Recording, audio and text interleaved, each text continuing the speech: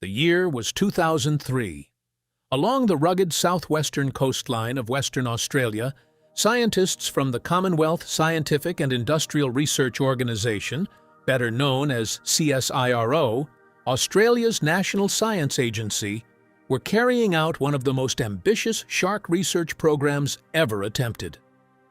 For years, marine biologists had struggled to answer fundamental questions about great white sharks. Where did they travel after disappearing from the coastline? How deep did they dive? How often did they migrate between feeding grounds? And what happened during the months when no human eyes could follow them? These were not simply questions of curiosity. Great white sharks were already recognized as one of the ocean's most important apex predators, yet much of their daily lives remained hidden beneath thousands of square kilometers of open water. The only way to uncover those secrets was to let the sharks become the researchers' eyes, carrying sophisticated electronic instruments into an environment that humans could rarely observe directly. Before we uncover this incredible discovery, make sure to subscribe to our channel and help us reach our goal of 5,000 subscribers. In that same year, CSIRO researchers attached a satellite tracking device to a healthy adult female great white shark swimming off the coast of Western Australia. They had no idea that this single tag would soon record one of the most extraordinary predator encounters ever documented, an event that would remain hidden beneath the ocean for months until the data finally revealed a mystery no one expected. During one expedition off the southwestern coast of Western Australia, the research team successfully captured and examined a healthy adult female great white shark. She measured 2.74 meters in length, approximately 9 feet, placing her within the normal size range for a mature female. Careful inspection showed no significant injuries or signs of disease. She appeared strong, healthy, and perfectly capable of surviving in one of the most competitive marine ecosystems on Earth. Like every shark selected for the program, she represented an opportunity to gather information that scientists had never before been able to obtain.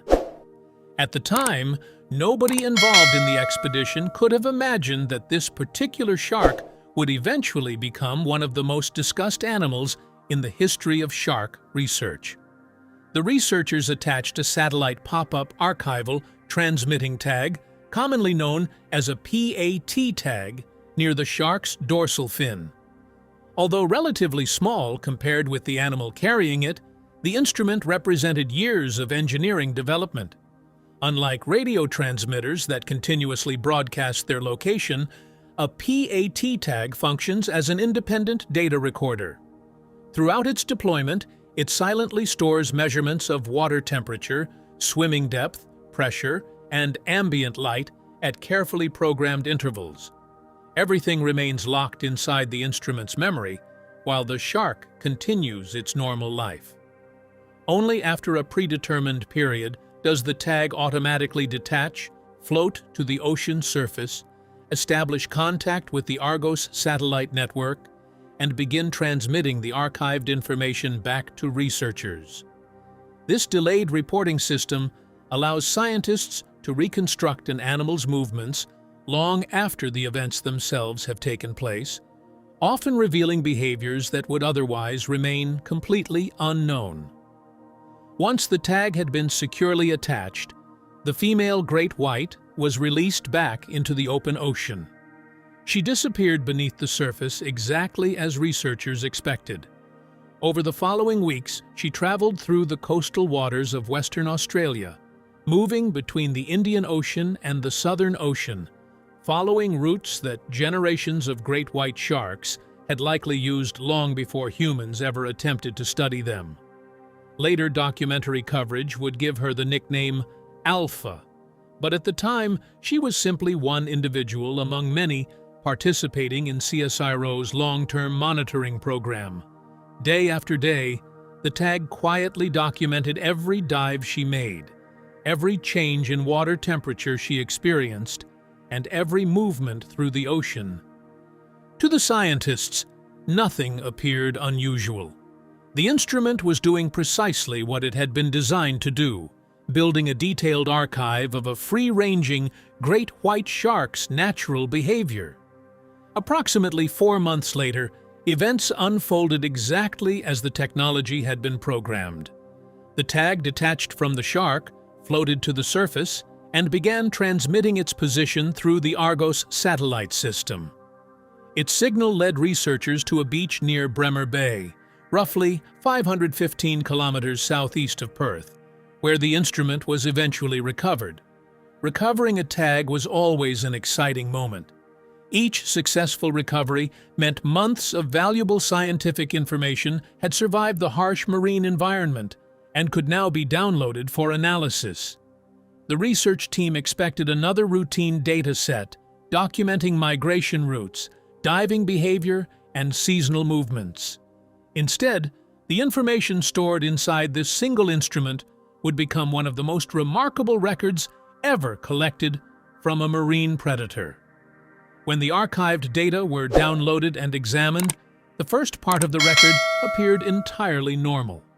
For weeks, Alpha behaved exactly as marine biologists expected a healthy adult great white shark to behave. Her diving depths matched known patterns. Water temperatures reflected the cool coastal waters through which she traveled. Nothing suggested that anything extraordinary had occurred.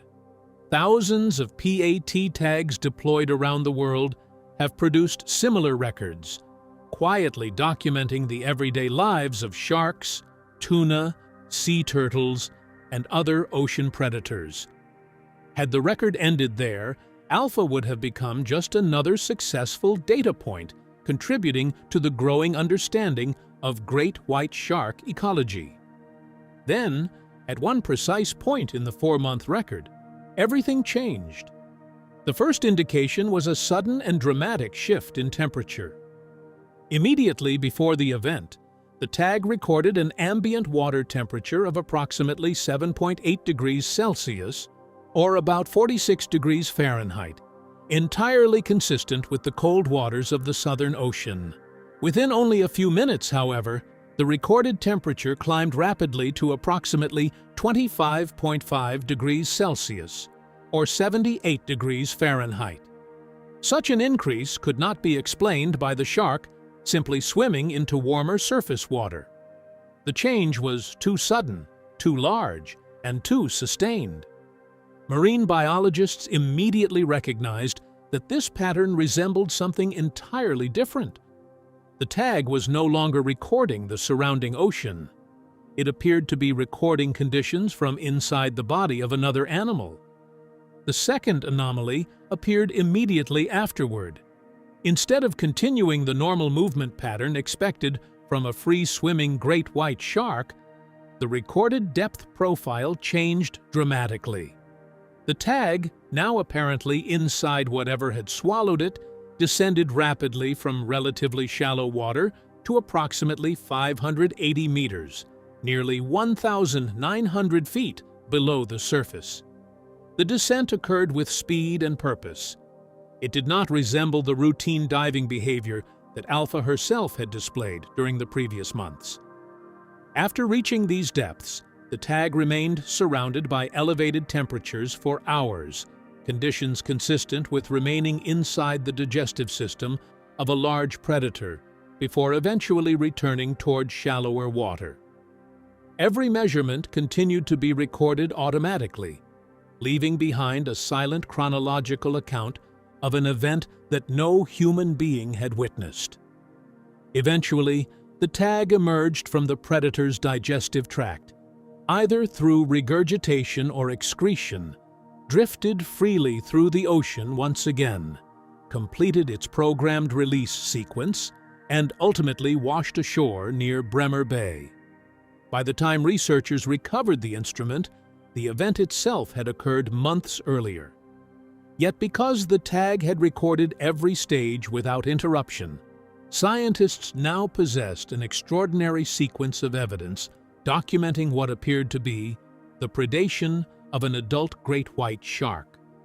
Alpha, a healthy 9-foot female that had begun the study in excellent condition, had disappeared.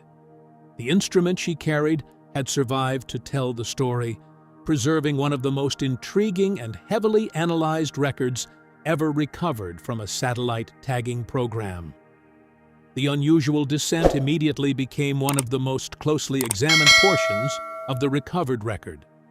Marine biologists compared the data against years of previous satellite tag observations collected from great white sharks throughout Australian waters.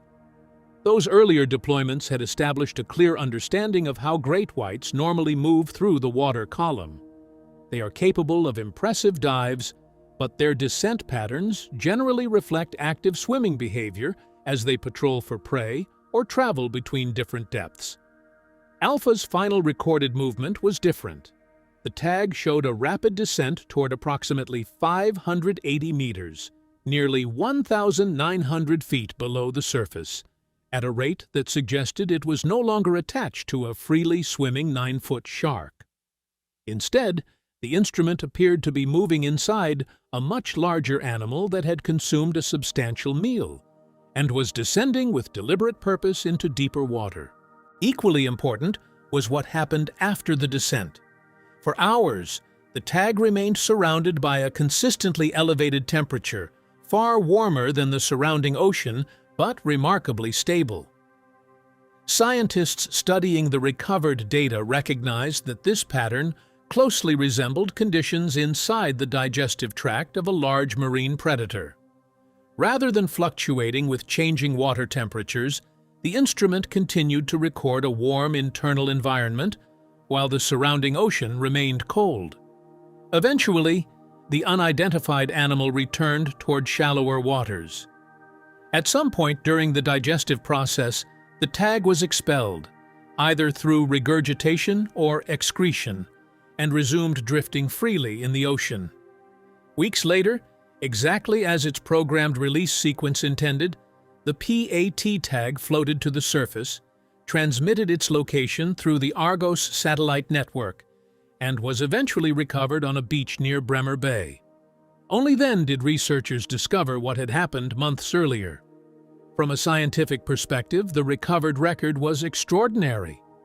The sudden increase in temperature, the rapid descent, the prolonged exposure to internal digestive conditions, and the eventual release of the tag formed a continuous sequence of measurements unlike anything previously recovered from an adult great white shark.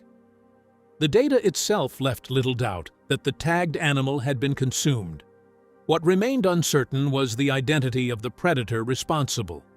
Alpha, a healthy 9-foot adult female that had begun the study in excellent condition, had disappeared. The tag she carried had survived long enough to preserve the only witness account of her final hours. For more than a decade, the incident remained primarily within the scientific community. Shark biologists discussed the recovered data at conferences, compared it with findings from other tagging programs, and incorporated it into broader research on interactions between large marine predators.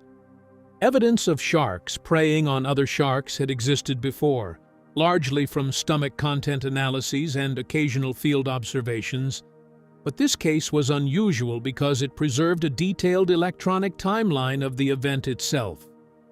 Despite its importance, the story attracted relatively little public attention during those early years. That changed in 2014 when Australian filmmaker David Riggs produced a documentary for the Smithsonian Channel titled Hunt for the Super Predator. The film introduced Alpha's story to a worldwide audience and transformed an obscure scientific case into one of the most widely discussed mysteries in marine biology. It was during this documentary that the phrase, "the colossal cannibal great white shark," entered popular culture. The title immediately captured public imagination because it suggested something both dramatic and unsettling. One of the ocean's most feared predators appearing to become prey itself. One of the documentary's principal scientific contributors was John McCosker, the longtime senior scientist at the California Academy of Sciences, and a researcher whose career had been devoted to studying sharks and other marine predators. Drawing upon the recovered tag data, the known biology of great white sharks, and decades of accumulated field observations, McCosker and other researchers proposed what they considered the most likely explanation. Their interpretation was that Alpha had probably been attacked and consumed by another great white shark, substantially larger than herself. Based on the available evidence, they estimated the predator may have measured around 5 meters, or approximately 16 feet in length, placing it among the largest individuals documented for the species. Such an animal would have possessed both the size and strength necessary to kill and swallow a 9-foot shark. It is important to understand what the data directly demonstrated and what remained an informed scientific interpretation. The recovered measurements conclusively showed that the tag entered the body of a much larger animal, experienced prolonged exposure to elevated internal temperatures, descended to significant depth, and later emerged before transmitting its data. Those measurements did not identify the predator by name. The conclusion that another exceptionally large great white was responsible arose because researchers found that explanation to be the most consistent with all of the available evidence, without requiring the existence of an unknown species or any extraordinary biological assumptions. This conclusion, however, proved less popular than another idea that quickly spread through television programs, internet articles, and social media.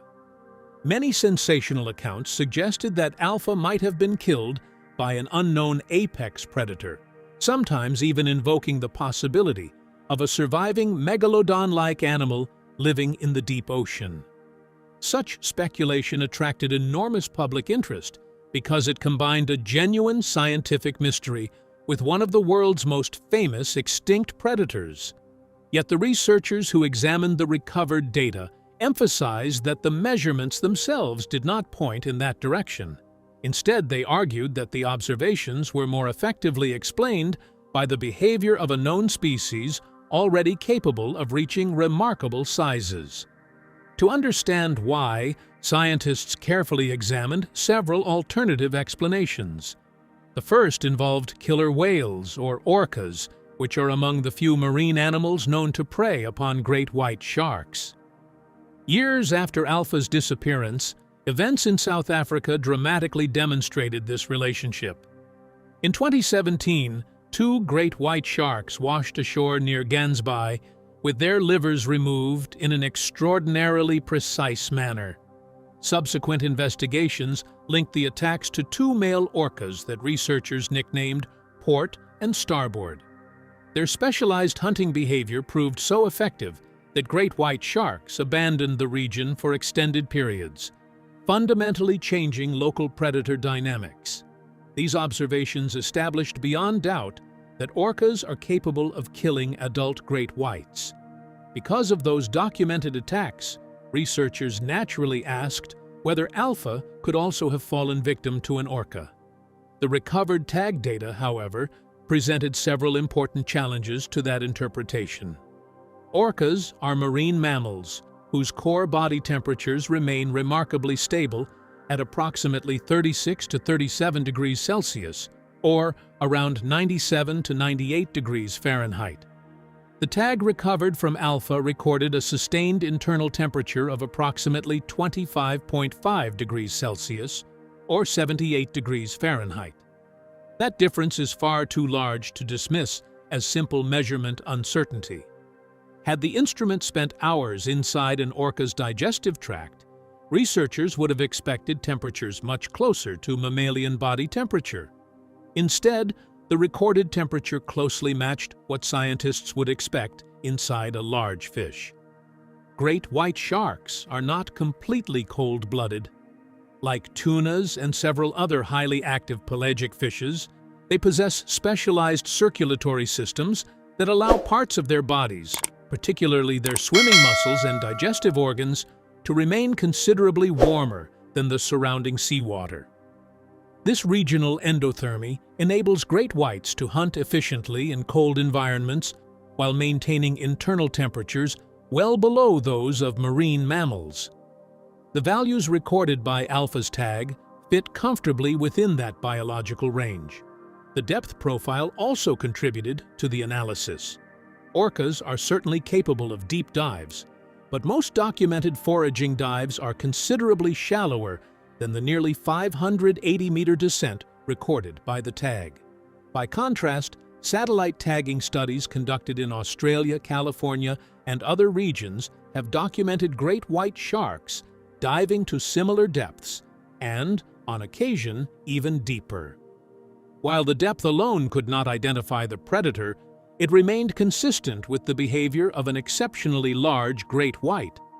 A third line of evidence involved feeding behavior. The attacks carried out by port and starboard demonstrated a highly specialized hunting technique in which orcas targeted the liver of a great white shark, while leaving much of the remaining body intact. Alpha's case appeared fundamentally different. The recovered data suggested that the tag remained inside a predator's digestive tract for several hours, implying that most, if not all, of the shark had been swallowed rather than selectively dismembered. Taken together, the temperature record, the diving profile, and the apparent pattern of consumption led many researchers to conclude that another exceptionally large great white shark remained the explanation most consistent with the available evidence, even while acknowledging that the identity of the predator could not be observed directly. The documentary's conclusion was based on three independent lines of evidence: temperature, depth, and feeding behavior. Together, they pointed toward the same explanation: a large predator from a known species, most likely another great white shark. The Alpha case became important because it revealed something more fascinating than any megalodon theory. The maximum verified size of a great white is around 6 meters, with the largest reliably measured individuals reaching approximately 6.4 meters. A 16-foot predator was not outside known biology. It did not require an unknown species or an extinct monster. It required only a rare individual at the upper end of the great white's natural size range. 20-foot great whites are real. The most famous example is Deep Blue, a massive female documented near Guadalupe Island, Mexico. Measuring around 6.1 meters, she represents the extreme size these sharks can reach.